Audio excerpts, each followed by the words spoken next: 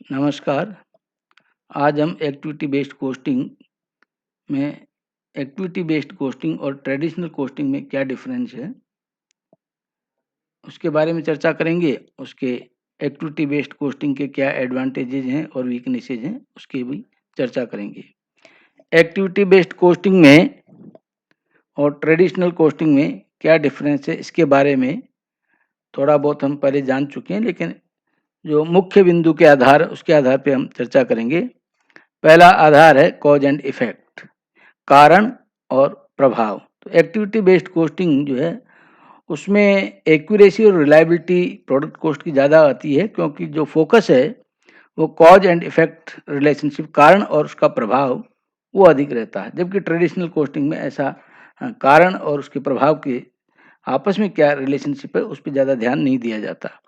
दूसरा, assignment of overheads. Overheads को, जो भी मेजर एक्टिविटी जिसके बारे में हम पहले कह चुके हैं कि एक्टिविटी बेस्ड कोस्टिंग के अंतर्गत हम जो भी एक्टिविटीज हैं जिनका हम चयन करते हैं गतिविधियों का, उनके आधार पर ही ओवरहेड कोस्ट को हम असाइन करते हैं। जबकि ट्रेडिशनल कोस्टिंग के अंतर्गत हम जो प्रोडक्शन डिपार्टमेंट हैं उनको ओवरहेड कोस्ट का अलोकेशन करते हैं। इसके बाद में थर्ड पॉइंट आता है कलेक्शन ऑफ ओवरहेड, यानी पहले कोस्ट सेंटर्स हैं, जो लागत केंद्र हैं, वो क्रिएट किए जाते हैं। जबकि जो ओवरहेड्स हैं ट्रेडिशनल कोस्टिंग में वो डिपार्टमेंट वाइज बांटे जाते हैं।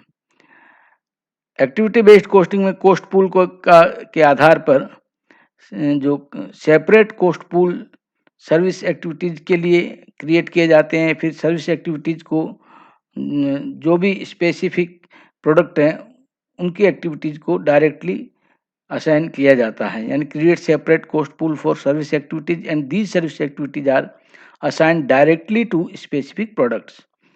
जबकि ओवरहेड कोस्ट जो सर्विस डिपार्टमेंट की है वो प्रोडक्शन डिपार्टमेंट को बांट दी जाती है ट्रेडिशनल कोस्टिंग सिस्टम के अंतर्गत।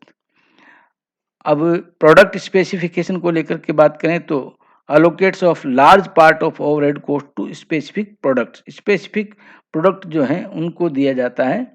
जबकि ट्रेडिशनल कोस्टिंग में rolls many overhead cost into the total overheads. बहुत सारे जो ओवरहेड कोस्ट होते हैं उनको टोटल ओवरहेड के अंतर्गत जो है मिला दिया जाता है। ये इसके ट्रेडिशनल कोस्टिंग का पार्ट है। इसी तरह कॉम्प्लेक्सिटी, यानी उसमें जटिलता कितनी है, तो एक्टिविटी बेस्ड कोस्टिंग है थोड़ी कॉम्प्लेक्स और कॉस्टली है, क्योंकि उसमें बहुत सारे गतिविधि को ट्रेस करना होता है। उसके बाद में जो सेंटर्स हैं उनमें से जो नॉन वैल्यू एडेड एक्टिविटीज़ है उनको हटाना पड़ता है, कोस्ट पूल को डिसाइड करना पड़ता है। तो ये एक कॉम्प्लेक्स और थोड़ा कॉस्टली पड़ता है, क्योंकि उसमें ज़्यादा लोगों की आवश्यकता पड़ती है। ट्रेडिशनल कोस्टिंग में इस प्रकार का कुछ नहीं है, वो बड़ा ईजी है और चीप है। बहुत कम लोगों के द्वारा ही इस काम को संपादित किया जा सकता है। तो इस आधार पे हम एक्टिविटी बेस्ड कोस्टिंग और ट्रेडिशनल कोस्टिंग के अंतर्गत एक अंतर कर सकते हैं। अब एडवांटेजेस की बात करते हैं कि एक्टिविटी बेस्ड कोस्टिंग के क्या लाभ हैं। तो इसमें जो इम्पोर्टेंट पॉइंट है वो ये है कि पहला, जैसे हम कहेंगे कि accuracy and reliability in product cost determination. वो इसलिए होता है कि जो भी कॉस्ट होती है उसमें कॉज एंड इफेक्ट रिलेशनशिप हम देखते हैं। तो कॉज एंड इफेक्ट रिलेशनशिप होने के कारण से एक्यूरेसी भी आ जाती है और रिलायबिलिटी भी आ जाती है।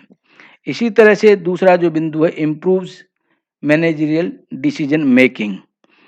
तो ये इस तरह से होता है कि वो जो मैनेजमेंट है वो जो प्रोडक्ट कॉस्ट का डाटा है उसको मोर जो है ज़्यादा रिलायबल तरीके से उनको यूज कर सकते हैं। क्योंकि जो भी डाटा हमारे पास रहते हैं वो सारे के सारे डाटा, जैसा हम इसमें देखते हैं कि हर एक एक्टिविटी के बारे में रहता है। पहले हम फंक्शनल एरियाज ट्रेस करते हैं, उसके बाद उससे संबंधित गतिविधियां देखते हैं और उनके फिर कॉस्ट ड्राइवर्स देखते हैं। तो हमारे पास में जो डाटा आते हैं प्रोडक्ट कॉस्ट के वो ज़्यादा रिलायबल होते हैं इसमें, इसलिए डिसीजन मेकिंग में भी ये सहायता करता है। इसके बाद में है allocation of large part of overhead cost to specific product. तो ये क्योंकि स्पेसिफिक प्रोडक्ट के लिए ही जो है लार्ज पार्ट जिसका जिससे रिलेशन है, ऐसा नहीं कि बराबर बराबर बांट दिया गया है या कोई और आधार जैसे ट्रेडिशनल कोस्टिंग में लेते हैं, वैसा नहीं है। तो ओवरहेड कॉस्ट का जो भी पार्ट है वो ज़्यादातर स्पेसिफिक प्रोडक्ट जिससे रिलेटेड वो है उसको अलोकेट किया जाता है। इसी तरह से ये जो है improves overall reporting control and efficiency, क्योंकि ये सारी जो रिपोर्टिंग, क्योंकि इसमें रिपोर्टिंग की जाती है प्रबंध को, बाद में प्रबंध के लोगों को, और सारी एक्टिविटीज़ बहुत माइन्यूटली उसमें हम देखते हैं तो उनको ठीक प्रकार से कंट्रोल कर सकते हैं, और जहाँ-जहाँ कमी होती है उसमें हम एफिशिएंसी को बढ़ा सकते हैं। तो इस तरह से ओवरऑल रिपोर्टिंग को कंट्रोल और एफिशिएंसी को बढ़ाता है। इसके बाद में है कि जो wide range of opportunities for cost reduction, क्योंकि जिसके बारे में अभी हम चर्चा भी कर चुके हैं कि हमें जब बहुत सारे गतिविधियाँ हमारे पास में ट्रेस रहती हैं माइन्यूटली, तो माइन्यूटली बहुत सारी गतिविधि होने से हमें ये पता लग जाता है कि किस-किस गतिविधि के बारे में हम क्या-क्या चेंज कर सकते हैं, उसमें कॉस्ट रिडक्शन के क्या-क्या अपॉर्चुनिटीज़ हैं, उनको हम ढूँढ सकते हैं। अगर हम लंप सम लेते हैं तो फिर हमें पता नहीं लगेगा कि पर्टिकुलर एक्टिविटी पे कितना हमको अटेंशन पे करना है या नहीं करना है। तो हमारे पास में कॉस्ट रिडक्शन की में इसमें एक वाइड रेंज ऑफ अपॉर्चुनिटी रहती है कि हम कर सकते हैं गतिविधियों को ट्रेस करके। इसके बाद में information to managers for reengineering the production process, यानी हम देख रहे हैं कि एक-एक गतिविधि के बारे में जब हमारे पास में जानकारी है, तो हम उस हर एक गतिविधि को, यानी at each level of factory activity जो भी मैनेजर हैं, वो कॉस्ट इन्फॉर्मेशन प्राप्त कर सकते हैं, और जब कॉस्ट इन्फॉर्मेशन उसको प्राप्त हो जाती है मैनेजर को, तो वो प्रोडक्शन प्रोसेस को री-इंजीनियरिंग कर सकता है, दोबारा से ये सारे के सारे को बना सकता है। तो एक ये सुविधा भी इसमें रहती है। इसके बाद में facilitates fixing selling price due to more correct data of a product, यानी उसके पास में जो डाटा है वो अवेलेबल रहता है बहुत माइन्यूटली लेवल पर, तो इसलिए सेलिंग प्राइस को भी फिक्स करेक्ट डाटा के बेस पे कर सकता है, एक अंदाज के आधार पे नहीं होगा। तो ये advantages of activity based costing के हैं, जिनके बारे में मैंने आप लोगों के सामने चर्चा की। इसके बाद में ये आता है कि इसके एक्टिविटी बेस्ड कॉस्टिंग की कमियाँ क्या हैं, वीक पॉइंट क्या हैं, डिमेरिट्स भी कह सकते हैं इसको। तो एक not a Panacea for all ills, सभी बीमारियों का कोई ये इलाज नहीं है कि इसके आधार पे हो जाए, कि बहुत सारी तरह की को हमारे कॉस्ट कैलकुलेशन में समस्याएँ आती हैं, या बहुत सारे तरीके से हम कॉस्ट का रिडक्शन कर सकते हैं। कॉस्ट का एलोकेशन जो होता है, तो उसमें जो भी समस्याएँ आती हैं, उन सभी का कोई ये इलाज एकमात्र यही नहीं कि एक्टिविटी बेस्ड कॉस्टिंग ही हो। अ, दूसरा है takes no account of opportunity cost, यानी अवसर लागत क्या होती है उसके बारे में इसमें, क्योंकि एक जगह की अगर हम अपॉर्चुनिटी कॉस्ट का मतलब होता है अगर एक हमारे पास कोई दूसरे विकल्प है, अगर हम उस इस विकल्प को नहीं अपना करके दूसरा विकल्प अपनाएं तो हमें क्या उसका बेनिफिट हो सकता है, क्या अपॉर्चुनिटी मिल सकती है, तो इसके बारे में इसमें किसी प्रकार की कोई चर्चा नहीं की जाती है। तो ये भी एक प्रकार की इसकी एक कमी है।